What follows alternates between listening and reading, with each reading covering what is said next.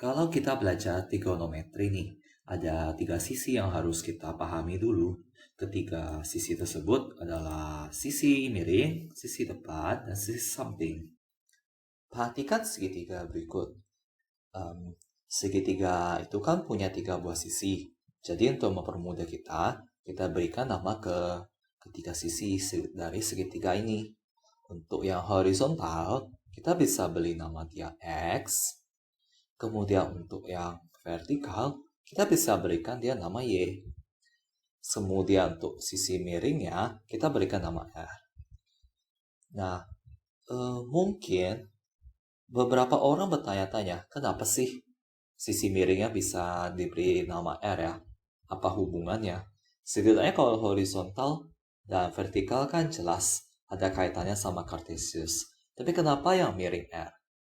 Nah, alasannya adalah R merupakan hasil penjumlahan dari X dan Y. Sehingga dalam bahasa Inggris, R itu adalah result dan huruf depannya R. Maka karena itu miringnya itu diberi nama R. Tapi dalam trigonometri, memberikan nama ke sisi saja nggak cukup. Kita harus berikan nama panggilan atau semacam nickname ke segitiganya, yaitu sisi depan, sisi samping, dan sisi miring. Untuk melakukan itu, langkah pertama yang harus kita lakukan adalah menentukan sudutnya dulu, memilih sudutnya dulu. Ingat, trigonometri itu kan menghubungkan satu sudut dan 2 buah sisi. Maka, tergantung sudut yang kita pilih, sisi depan dan sisi samping pada trigonometri itu bisa berbeda. Untuk sekarang, saya akan pilih sudutnya di sebelah bawah ini, di antara X dan R, dan saya beri nama sudut theta. Saya sangat menyarankan untuk selalu mulai menentukan sisinya dari sisi miring dulu. Sisi miring adalah sisi yang di depan sudut 90 derajat. Oke? Dia adalah sisi di hadapan sudut 90 derajat. Yang kedua adalah sisi depan. Sisi depan itu adalah sisi di depan sudut theta. Ya, dia adalah sisi di hadapan sudut theta yang kita pilih itu. Yang terakhir adalah sisi samping. Sisi samping adalah sisi persis di samping sudut theta. Biasanya, yang menyulitkan orang adalah sisi samping. Karena jika dilihat, sisi yang berada di samping sudut theta itu kan ada 2. Ada sisi X dan ada sisi R. Kalau tadi, sisi samping itu adalah di X. Tapi apakah itu kebetulan saja? Kenapa bukan R yang di sisi samping? Jawabannya adalah di sisi miring. Makanya, di awal tadi saya bilang kalau kita selalu mulai dari sisi miring. Karena jika yang atas itu adalah sisi miring, maka sisi yang satu lagi pasti sisi sampingnya. Jadi kalau kita belajar trigonometri itu paling pertama tuh kita mesti tahu dulu 3 rumus yang paling penting ya.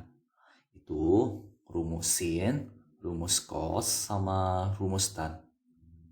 Ini rumusnya tuh harus diingat di luar kepala. Wajib. Untungnya ya, rumusnya cukup gampang kan. Tapi kalau masih baru-baru belajar mungkin ya agak susah ngingatnya. Untungnya itu ada cara ngingatnya loh. Kita bisa singkat.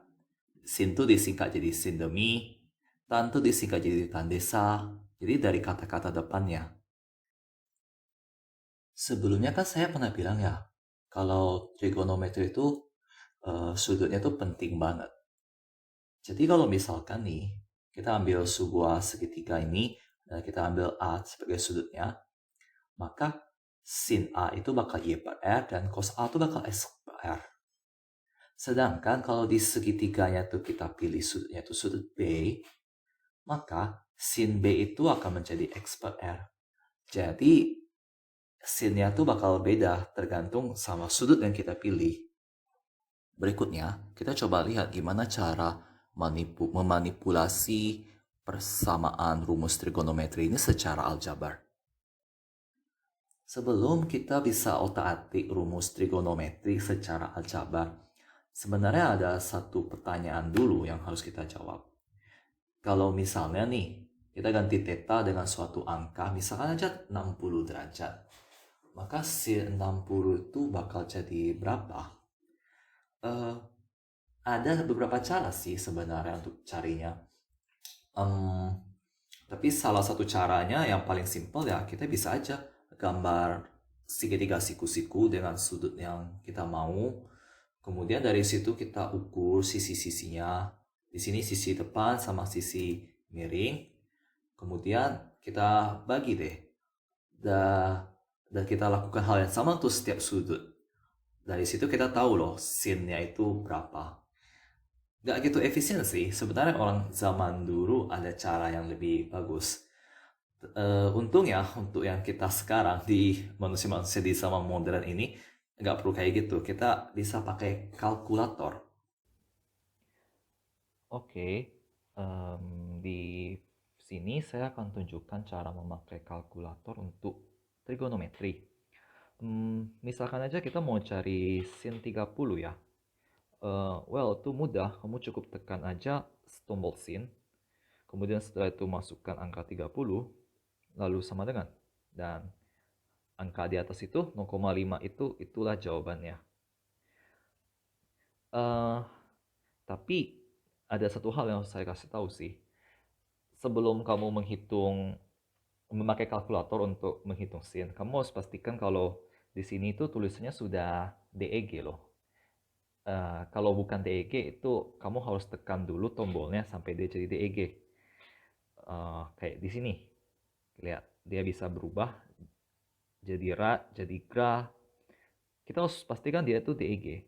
Nah, kenapa DEG? Karena itu DEG, RAT, GRA itu sebenarnya itu singkatan untuk satuan sudut. Kita kan selalu biasa ya kalau satuan sudut itu derajat. Nah, dalam bahasa Inggris itu derajat itu bahasa Inggrisnya itu degree. Jadi, kita harus pastikan kalkulator kita tuh dalam mode degree atau derajat, DEG ya. Nah, sedikit contoh lain deh. Bagaimana kalau misalkan cos? Cos misalnya cos 45. Ya, kita cukup tekan cos lalu 45. Begitu juga kalau tan, kita tekan saja tombol tan, lalu satu masukkan angkanya, dan dapat deh jawabannya. Nah, itu kan kalau kita mau cari angkanya dari sudutnya ya. Bagaimana kalau misalkan kita tahu kita tahu angkanya, lalu kita mau cari sudutnya. Misalnya kita mau cari, kita bisa tulis sin theta sama dengan 0,5 deh. Lalu kita mau tahu theta itu berapa. Jadi kalau tadi kan kita tahu sudutnya, sekarang kita mau cari sudutnya loh. Nah, kalau kayak gitu, kita pakai sesuatu yang namanya itu dengan arcus sin. Lambangnya itu adalah sin pangkat min 1. Atau di beberapa kalkulator, mereka bisa tulis dengan lambang ARC sin. Jadi ini nih kayak kebalikan dari sin untuk mencari sudut. Jadi kita bisa tulis kalau misalkan kita punya sin theta itu adalah 0,5, lalu kita mau cari tetanya, theta bisa dicari dengan menulis theta sama dengan sin pangkat min 1 dari 0,5. Nah, sama kayak sin pangkat min 1 itu bisa dihitung dari kalkulator. Ini saya tunjukkan ya. Jadi kita pertama kita lihat di mana sih tombol sin pangkat min 1. Biasanya di mana tombol sin, disitulah dia. Jadi di sini posisinya. Tapi lihat dia itu di atas loh, di atas sin. Jadi kalau kamu belum familiar sama cara pakai kalkulator, untuk mengakses tombol atas itu, yang perlu kita lakukan hanyalah tekan tombol shift. Sesudah shift kita tekan sin, lihat di atas itu dia sudah tertulis sin pangkat min 1, berarti sudah berhasil. Kemudian setelah itu tekan aja angkanya 0,5 dan ya kita dapat sudutnya. Untuk 0,5 kita dapat sudutnya tuh 30 derajat.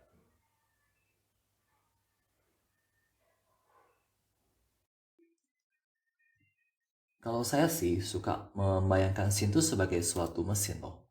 Jadi dari mesin itu kita bisa masukkan suatu angka dan angkanya itu berupa sudut, dan dari situ sin itu akan menghitung berapa nilainya dan dia keluarkan. Dan tentu saja kebalikannya itu untuk sin pangkat min 1 atau arcus sin. Itu kita masukkan suatu angka dan dari situ kita bisa dapatkan angka lain yang berupa sudut.